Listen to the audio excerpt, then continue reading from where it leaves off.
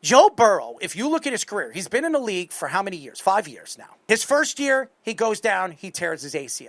The second year comes back, wins Comeback Player of the Year. The next year, he goes down again. He hurts his finger. Then he comes back, and he wins Comeback Player of the Year again. Has one of the great seasons we've seen a quarterback have in the last 10 years.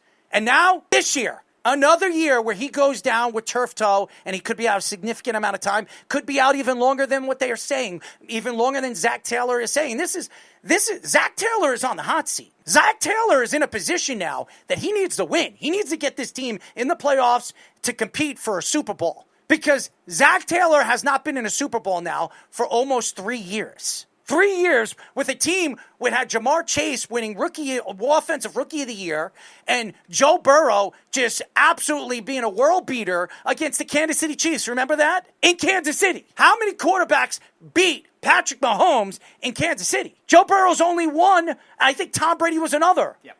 Nobody really beats Patrick Mahomes at home. And by the way, Jalen Hurts did it yesterday. But the fact is, Joe Burrow is everything to this team. Joe Burrow wanted T. Higgins to be signed, and he got his big contract. Ja'Marr Chase wanted his big contract. Joe Burrow put his hand out and made sure that they got paid. And Trey Hendrickson, even though he got an extension, a 1-year extension, he did not get paid because he's a defensive player, and Joe Burrow wanted to make sure his guys were paid before the defensive players. And now Joe Burrow goes down. You're going to trust in Jake Browning? You're going to trust that Jake Browning is going to take this team to the promised land? What are you, nuts? Let's be honest here. Jake Browning, to me, is a competent quarterback, but he's no better than Shedeur Sanders.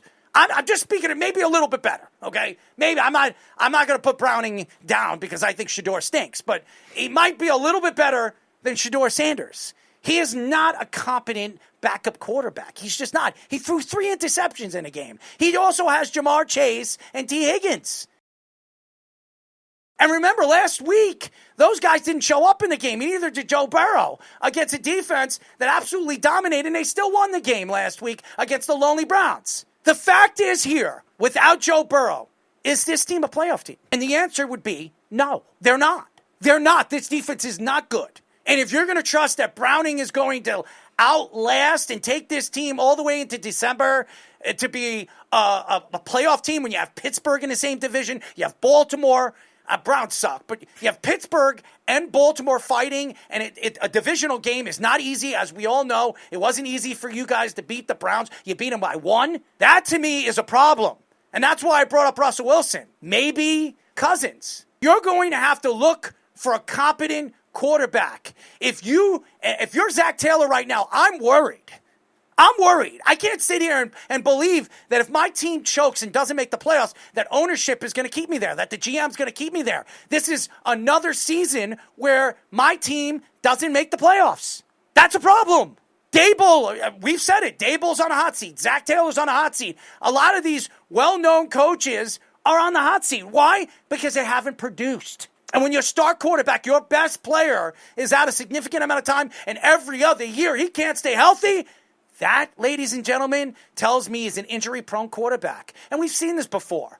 This isn't the first time we've seen a quarterback, a successful quarterback in the NFL, go down every other year. There are quarterbacks that have done it, good ones, that could never be healthy enough to be a Hall of Fame quarterback. Now, I'm not saying Joe Burrow isn't a Hall of Fame quarterback. He still could be. He still has a lot of time to go, and he has a lot more to prove himself to be a Hall of Fame quarterback. But guess what? If you're playing 5 years in the NFL and 2 out of the 3 years you have not been healthy, or 3 out of the 5 years you haven't been healthy, that's a problem, guys. And this is not a good sign for the Bengals, a team that I thought had a chance to win the division. Because Baltimore, I don't know what Baltimore we're going to see this year. They have weapons. We all know what Lamar Jackson could do. We all know that they have some weapons in Henry and Zay Flowers, and the defense is really, really good. But is the defense as good as they were last year? I don't know. But I do know is that the Bengals, even with the Hendrickson situation, Hendrickson is on a team. The defense actually is still playing well. And if they can't produce, they can't put up a 30 spot week in and week out when you're going to be playing good defenses and good offenses that are going to be able to compete with you. how are you going to win those close games? And I'm going to tell you this right now. This could be the biggest downer for a coach to deal with at the end of the season, because I'm going to tell you this right now. Taylor is, I wouldn't say he's a good coach, but he's not a bad coach. This could be his downfall. When we go back and we look at Taylor's, time over there with Joe Burrow, we're going to say, well, 3 out of the 5 years, Joe Burrow wasn't healthy. Are we going to blame it on Zac Taylor? Or are we going to blame it on the injury-prone Joe Burrow? And that, ladies and gentlemen, is going to be the problem. I think they absolutely have to go up in the trade market. Look at Kirk Cousins.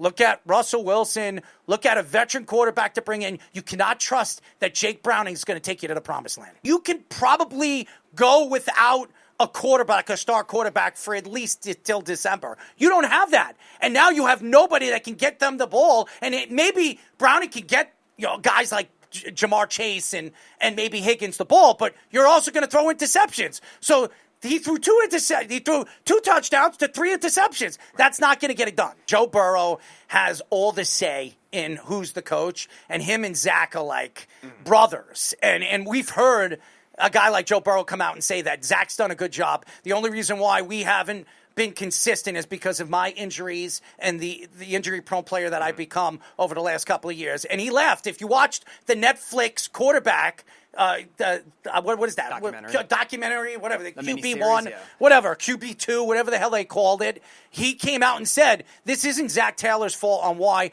we haven't been consistent enough in the playoffs and making the playoffs. It's because of my injuries. So I disagree with you. If Zac Taylor gets in the playoffs, he still has a job.